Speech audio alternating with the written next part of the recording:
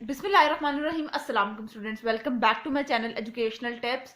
कैसे हैं आप सब? उम्मीद करती हूँ आप सब बच्चे बिल्कुल ठीक होंगे। तो बच्चों, आज मैं आपके साथ शेयर करने जा रही हूँ chapter number 9 waves and energy. इसकी मैं आज आपके साथ एक्सरसाइज का सोल्यूशन शेयर करूंगी। तो आप सब बच्चे अपना पेज नंबर ओपन कर लीजिए, पेज नंबर 122 पे आ जाइए। तो हमारे पास है जी सबसे पहले क्वेश्चन नंबर 1। क्वेश्चन नंबर 1 है जी हमारे पास, चूज द करेक्ट आंसर।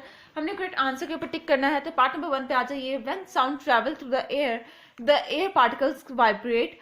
जो वो कह रहे हैं, जब साउंड जो है वो एयर के अंदर ट्रैवल कर रही होगी तो एयर के पार्टिकल्स का क्या रद्दमल होगा, ये यानी कि वाइब्रेट किस डायरेक्शन में होंगे, along the direction of the sound waves. When large object vibrate, what kind of notes do they produce? जब कोई किसी लार्ज ऑब्जेक्ट के ऊपर हम लोग कोई साउंड प्रोड्यूस हो रही है तो उसके ऊपर वो किस तरह की साउंड प्रोड्यूस होगी, उसके पास लो पिच्ड साउंड प्रोड्यूस होगी। What units do we use to measure the frequency of wave? Wave की फ्रीक्वेंसी को मेजर करने के लिए कौन सा यूनिट यूज करते हैं? हम लोग हर्ट्ज का यूनिट यूज करते हैं। Ultrasound is a sound we can't hear because it has too high a frequency. उसके बाद फिर हम लोग आ जाते हैं sound can't travel through. Sound किसमें ट्रेवल नहीं करता? Sound can't travel through vacuum. ठीक है, वैक्यूम के अंदर नहीं ट्रैवल करता।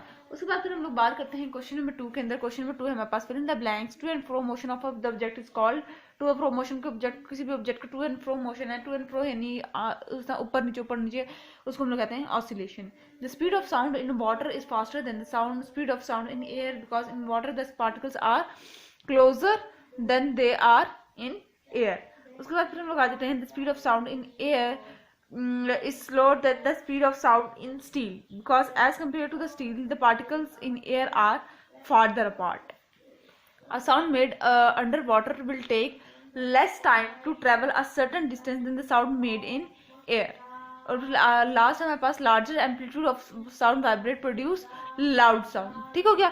अब आ जाते हैं हम लोग क्वेश्चन नंबर 3 के ऊपर। Look at the following diagram को देख लें। उसके बाद फिर यहाँ पर हमारे पास जो क्वेश्चन है जी, length level the wave length and amplitude of the wave shown. आपने एम्पलीट्यूड जो है वो ये एम्पलीट्यूड होता है, और वेव लेंथ यानी क्रस्ट, एक क्रस्ट से दूसरे क्रस्ट के दरमियान जो डिस्टेंस होता है उसको वेव लेंथ कह देते होते हैं। उसके बाद फिर आ जाते हैं, आपने draw a wave that has a frequency twice that of the wave शोर। इसके डबल फ्रीक्वेंसी वाली आप लोगों ने वेव बनानी है। ठीक है, तो वो वेव मैं आपको दिखाती हूँ वो कैसी बनेगी। वो ऐसे बनेगी। ठीक है, अच्छा। उसके बाद फिर आ जाते हैं, व्हाट इज अ वेव। ये क्वेश्चन नंबर 4 के क्वेश्चन आ जाते हैं। What is a wave, wave क्या है? ठीक है, तो वेव का इसका आंसर है अ वेव की डेफिनेशन ये है, a disturbance that travel through a medium transferring energy. ठीक हो गया। उसके बाद फिर हम लोग आ जाते हैं पार्ट नंबर 2 के ऊपर, define amplitude, frequency, wavelength, pitch and loudness. ठीक है, तो ये इसका आंसर है जी। सबसे पहले आ जाते हैं एम्पलीट्यूड के बारे में बात करते हैं। तो द मैक्सिमम डिस्प्लेसमेंट और height of the wave. Frequency क्या है? द नंबर ऑफ ऑसिलेशन और साइकिल पर सेकेंड। वेव लेंथ की बात करें तो the distance between the conjunctive wave crust and trough. ठीक है, अच्छा। उसके बाद फिर आ जाते हैं पिच, हाउ हाई और लो साउंड इज। और लास्ट है जी लाउडनेस, हाउ स्ट्रॉन्ग और इंटेंस अ साउंड इज। ठीक हो गया जी, ये वाली सारी डेफिनेशन हैं। उसके बाद फिर आ जाते हैं अगला क्वेश्चन है जी, what is the difference between longitudinal and transverse wave. Longitudinal wave में और ट्रांसवर्स वेव में क्या फर्क है, आप लोगों ने बताना है। तो ये इसका आंसर है जी, longitudinal waves particles move parallel to the wave direction, जबकि अगर हम लोग ट्रांसवर्स वेव के अंदर देखें पार्टिकल्स मूव परपेंडिकुलर। यहाँ पे पैरेलल होते हैं, यहाँ पे परपेंडिकुलर होते हैं। ठीक है, अच्छा। इसके अंदर एग्जाम्पल के देख लेते हैं। तो साउंड वेव्स इन एयर है, और इसके अंदर एग्जाम्पल है जी हमारे पास लाइट, वाटर और वेव है। ठीक है, वाटर की वेव्स। अच्छा, उसके बाद हम लोग आ जाते हैं पार्ट नंबर 4 पर, what medium does sound travel faster and why. यानी ये कौन से मीडियम पर साउंड जो है वो बड़ी स्पीडली ट्रैवल करेगी, और क्यों उस मीडियम के ऊपर साउंड फास्टर ट्रैवल करेगी। Sound travel faster in solid medium steel, liquid medium water and slowest in gas medium air. ठीक हो गया, अच्छा जी।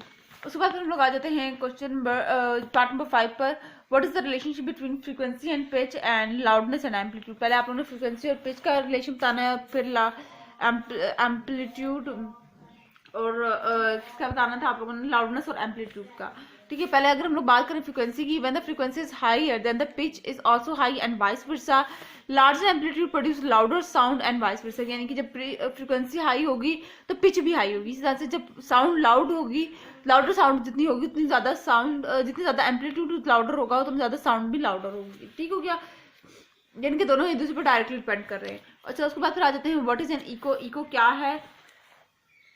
तो ये है जी, sound reflected back after hitting a surface, ठीक है, ये इको होगी। उसके बाद फिर हम लोग आ जाते हैं पार्ट नंबर 7 पर। What are the region of high and low pressure in the sound waves called. High और लो रीजन को क्या कहते हैं? हाई रीजन को, हाई प्रेशर वाले रीजन को कहते हैं कंप्रेशन, और लो प्रेशर वाले रीजन को कहते हैं एक्सपेंशन, ठीक हो गया जी। अच्छा, उसके बाद फिर वो पूछ रहे हैं what is the unit of frequency measured. Frequency किस यूनिट के अंदर मेजर की जाती है? Frequency is measured in hertz, ठीक हो गया। अच्छा, उसके बाद what is the Audible frequency mean. Audible frequency का मतलब क्या है? Audible frequency range of frequencies, range of frequencies human can hear, यानी कि वो उतनी आवाज जो इंसान के कान सुन सकें, ठीक है। अब देखिए जानवर भी तो आपस में बात करते हैं, लेकिन हम लोग उनकी आवाज को, बात को समझ नहीं पाते वो बात क्या कर रहे हैं, ठीक है, क्योंकि उनकी फ्रीक्वेंसी रेंज उनकी बातों की आवाज की इतनी नहीं होती।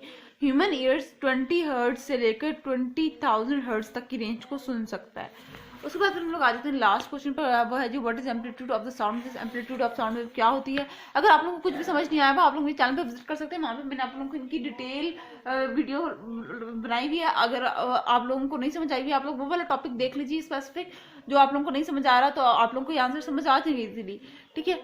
एम्पलीट्यूड ऑफ साउंड वेव्स क्या है? Maximum displacement of particle from rest position, ठीक हो गया।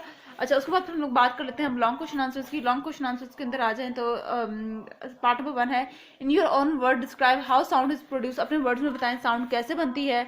Sound is produce when an object vibrate causing particle around it to oscillate. These vibration create pressure waves that travel through a medium, air, water or solid to our ears, allowing us to hear, ठीक हो गया। अच्छा, describe two use of ultrasound. आपने 2 use बताने हैं ultrasound के। एक तो इसका पहला यूज है जो हमारे पास है, जो मेडिकल इमेज में आ रहा है, इसका use ultrasound help create image to internal organ and unborn babies. और दूसरा इसका यूज है जो क्लीनिंग के पर्पज के लिए। Ultrasound is use to clean delicate surface और एंड ज्वेलरी, ठीक हो गया जी। अच्छा, उसके बाद फिर हम लोग आ जाते हैं define the term echolocation. Echolocation explain how the depth of the sea is measured by echolocation. Echolocation क्या है और सी की डेप्थ कैसे इकोलोकेशन के थ्रू हम लोग मेजर कर सकते हैं।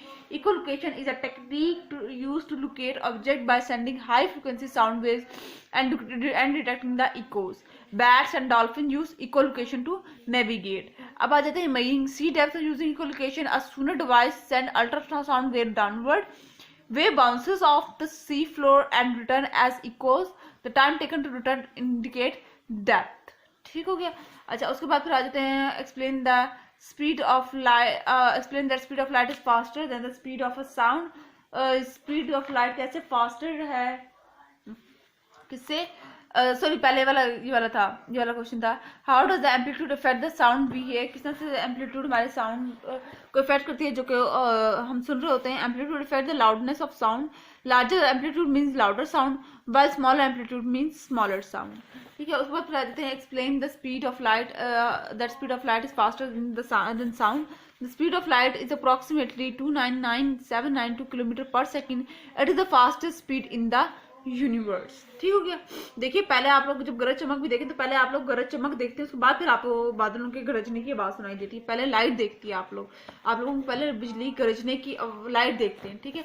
तो ये था आज का लेक्चर। होप से आपको समझ आ गया होगा। अगर आज का लेक्चर आप सबको समझ आ गया है तो मेरे चैनल को सब्सक्राइब कर दीजिएगा, वीडियोस को लाइक कर दीजिएगा और साथ साथ बेल आइकन को प्रेस करना मत भूलिएगा। इससे मिलाने वाली हर लेटेस्ट अपडेट सबसे पहले आप तक पहुंचेगी। मिलती हूँ इस वीडियो में, दुआओं में याद रखिएगा, अपना ख्याल रखिएगा। जाते जाते चैनल को मस्त सब्सक्राइब कर दीजिएगा। अल्लाह हाफिज।